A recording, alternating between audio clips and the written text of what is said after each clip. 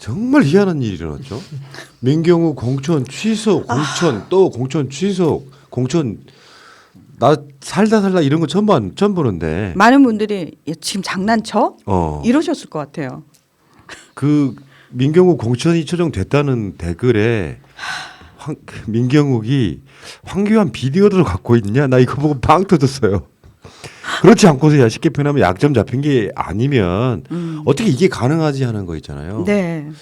그러니까 저는 전에도 한번 민경욱이 공천 탈락했다가 다시 살아난다고 했을 때, 그러니까 어차피 경선을 붙이면 민현주한테 이기는 거 당연한 거거든요. 그 지역에 완전히 잡고 있던 사람이라.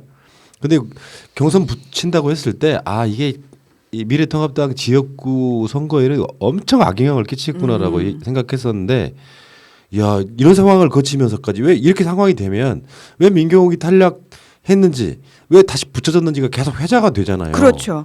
그렇게 되면 결론적으로 말해서 그렇게 막말하는 사람을 끝까지 공천하는 이 어떤 일종의 공천 난맥 이거 어제 보면서 야 황교안 씨는 참 자기 수족 하나 잘라내지 못하는구나.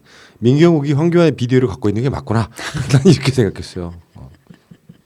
아 저는 그걸 바로 비디오로 연결시키는 사람들이 와 우리 국민이 얼마나 그런 거에 많은 학습 효과가 있었으면 바로 그거부터 떠올렸을까라는 생각이 들었거든요. 난 여기에 끼지 않으려고요. 비디오 문제 나와서 순수한 척. 네.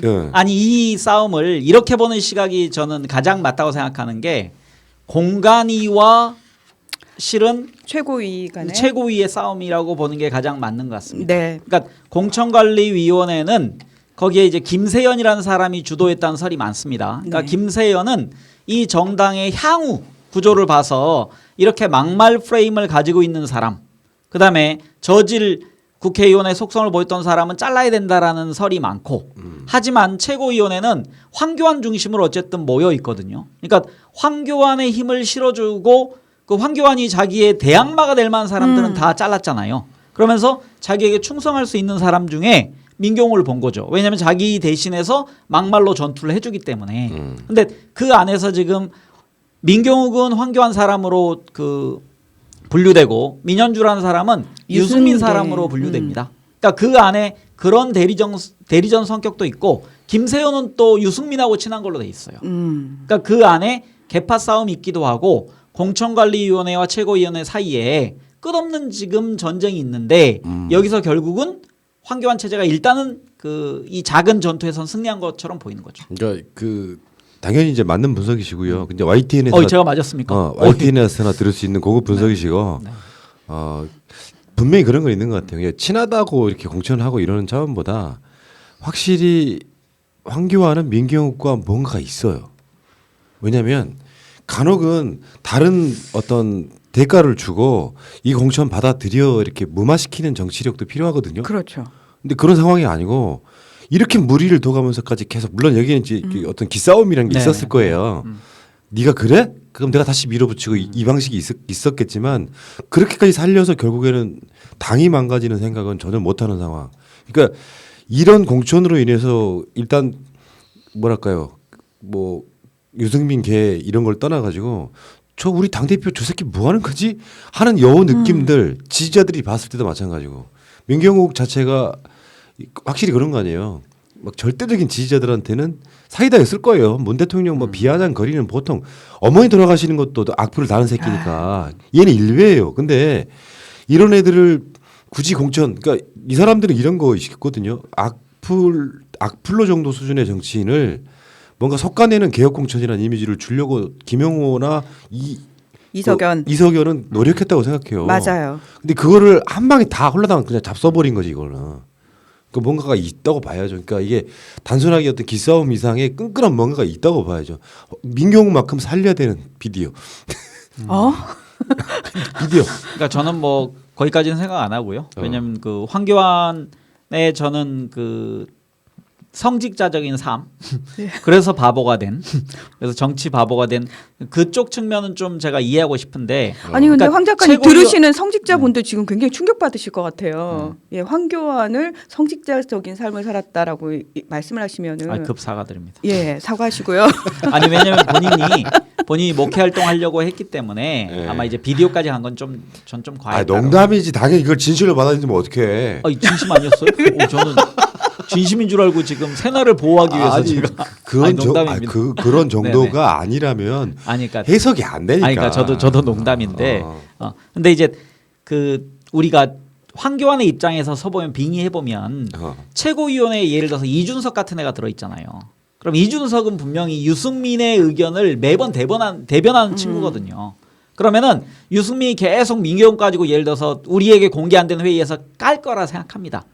아니 민경훈 같은 사람 쳐야 되는 거 아닙니까? 그러면은 민경훈을 욕하지만 이게 결국 황교안 욕이거든요. 그렇죠. 너 왜 이렇게 싸고도냐. 그러니까. 근데 황교안이 그 민경훈을 살림으로써 최고위원 내에서도 나란 사람의 존재감을 살리기 위해서 끝까지 밀어붙여서 자기가 여기서 이제 작은 승리를 얻은 거죠. 아 그러니까 그게 모자란 거라고. 모자란 거죠. 얘는 정치력도 없는 게 이게 보이잖아요. 그 살리려면 지 개를 다 살려야지. 그 민경우하고는 뭔가 끈끈한 뭔가가 있는 거야. 브로맨스가 있는 거야. 나 댓글 보고 빵 터진 게 뭔지 아세요? 썩은 멍게를 밥상에 올렸다 내렸다, 올렸다 내렸다, 올렸다 내렸다. 뭐 하자는 거야 지금. 근데 근본 문제는 제가 이거는 그 박안수 사무총장을 제가 임명할 때부터 계속 제기했던 문제인데 사무총장을 초선으로 임명하면 공천관리위원회는 절대 통제 못합니다. 당연하죠. 그러니까 공천관리위원회는 3선 4선급 되는 그 사무총장을 공관위에 파견함으로써 거기를 통제하는 거지. 이번에 황교안은 그 초선도 아니고 정치 완전히 정알못이잖아요. 네. 그러니까 공관위가 뭐 하는 건지를 이번에 처음으로 깨달은 거예요. 민주당의 윤호중 사무총장 보면 알아요. 그렇죠. 쥐었다 폈다가 가능한 인물. 네. 가끔씩은 욕을 먹어도 밀어붙이는 뚝심 이런 게 필요하거든. 근데 가서 박완수 초선이 뭘 하겠습니까? 그치, 거기서 해야죠. 황교안의 뜻도 전달 못하고 거기 안에서 나름의 조율도 못하고 그러니까 예를 들면 공관위가 막 그 난항을 거듭할 때 대표 뜻은 이겁니다 라고 박완수가 전달해야 되는데 그 역할을 박완수는 어찌 알겠습니까? 공관위 처음 들어가 보고 그 초선밖에 못했는데 아니 그래서 그리고 사실 김영우 공관위원장이 노련할 대로 노련한 사람이잖아요. 그러니까 이런 사람한테 사실은 황교안하고 박완수하고 같이 붙어도 안 되는 거거든요. 그렇죠. 예. 그러니까 김용호는 노련하고 황교안은 미련하고. 미련한 거죠. 예. 박완수는 네. 아무 생각이 없고 그냥 바쁜 거예요. 네. 아무튼 그 참 막판까지 이런 식으로 이런 짓들을 하는 걸 보면은 정치라는 게 참 그렇구나. 그러니까 저 사람들은 안 변하겠구나. 그러니까 이런 말 있잖아. 일상생활에서 어떤 놈이 성격이 너무 포악해. 그래가지고 무슨 범죄를 저질러가지고 감옥에 갔어. 사람이 좀 교화돼서 나오겠지 하면 처음에 한 3일은 조심해요. 나오고 난 뒤에.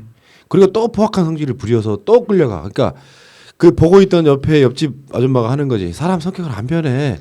딱 그걸 그냥 그대로 보여주는 것 같아요. 남자분들 군대 다녀오신 분들은 다 경험 한 번쯤 하셨을 것 같은데 저 대학교 다닐 때 친구들이 되게 싸가지 없고 버르장머리 없는 애들이 군대를 갔다가 첫 번째 휴가를 나서 같이 술을 먹는데 친구들이 갑자기 막 효자들이 돼가지고 나온 거예요. 처음엔 그래. 예.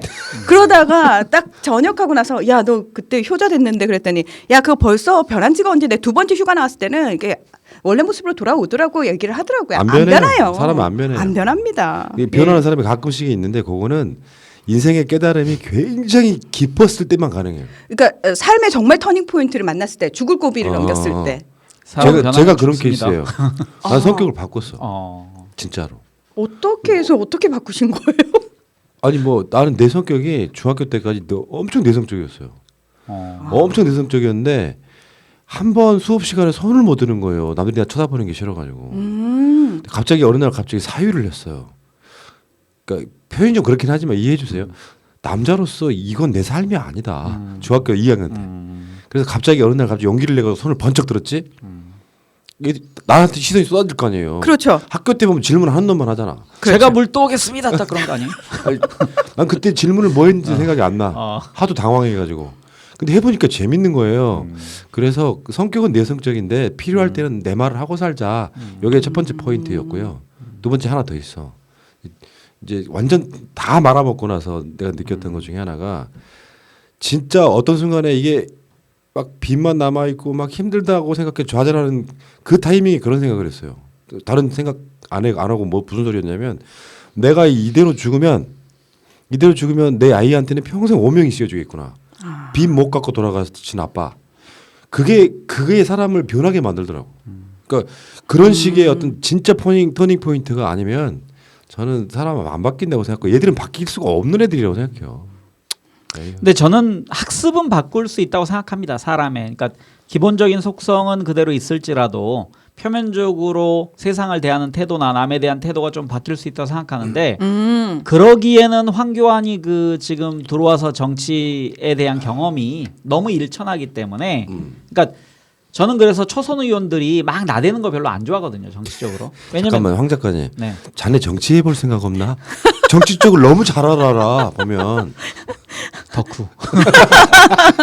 근데 초선이 나대는 것보다는 초선 때는 그냥 학습하는 겁니다. 아 입법부가 이런 거구나. 배우는 그러면서 과정. 네, 배우는 수습 과정. 그래서 이제 재선이나 삼선쯤 됐을 때 지도자로 좀 윤곽을 드러내는 사람들이 나중에 소신을 펼치는 건데 네. 초선들이 막 나대면 별로 안 좋은 거예요. 그래서 아 근데 초선 중에서 본인이 원해서 나대는 사람도 있고 주변에서 아 이런 건 초선이 좀 하는 거야 나가서 그런 역할이 있죠. 그렇죠. 그러니까 그 역할을 해야 되는데 네. 그거 이상의 역할을 하려는 사람들이 있어요. 근데 저는 이번 국회 들어와서 민주당에서 초선 중에 정말 잘하는 사람 3명 꼽아라 그러면은 김종민 나대지만 잘했어요. 그다음에 이재정, 아, 그다음에 박경미. 아 그 세 나대지만 사람- 잘했죠. 네. 아니, 그러니까 이분들은 박경미 같은 분은 나대는 것도 아닌 것처럼 아주 그 정말 독침을 날리는 상대 나경원을 향해서 아. 그런 정도로서 자신의 능력을 보여주면 비례였던 분들도 지역에서 선택받습니다.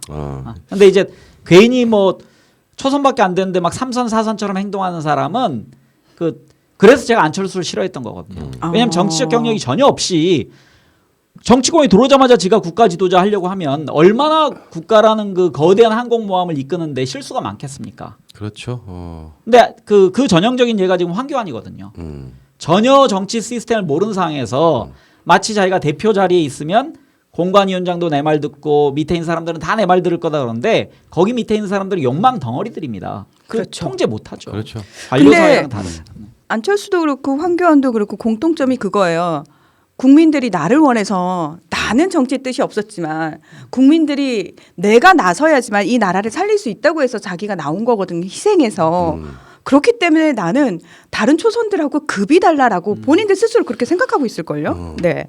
그러니까 민경욱은요 자세히 그 캐릭터를 보면은 예전에 혹시 그 드라마 기억나시는지 모르겠어요. 똠방각하라는 그런 드라마가 있었어요. 가끔씩은 보면 6.25 때 빨치산 관련해서 완장차 하는 애들 완장차 있죠. 하는 애들. 죽창 들고 딱 그런 모습이 보이는 캐릭터잖아요. 맞습니다. 그러니까 상대에 대한 배려가 전혀 없는 새끼예요. 이 새끼는 내가 그래서 욕하는 거야, 이 개새끼 진짜. 왜냐 무슨 말을 이렇게 뭐 상대가 받아들일 아픔 같은 건 생각도 안 해요. 그때 청와대에 있을 때 그 세월호 발표하면서 웃었던 놈이잖아요. 그러니까 정신 상태가 이런 놈이 이 공영 방송의 앵커였다는 게 나는 아찔할 정도로 느끼는 거거든요. 근데 그 흐름이 지금까지 쭉 이어지고 있는 거예요. 나는 이런 새끼는 사람으로 안 봐요. 진짜. 제가 다시 한번 상기시키겠습니다. 여러 번 했지만 미국 대사관 관저에 가서 한 달에 한두 번씩 식사를 하면서 국내에 있는 모든 정보를 다 미국에 넘겨준 그 정식 임명만 받지 않은 실은 간첩 역할을 했던 사람이다. 민경욱. 민경욱. 그의 행태는 앞으로도 계속될 것이다. 알겠습니다. 그 얘기 여기까지 합시다.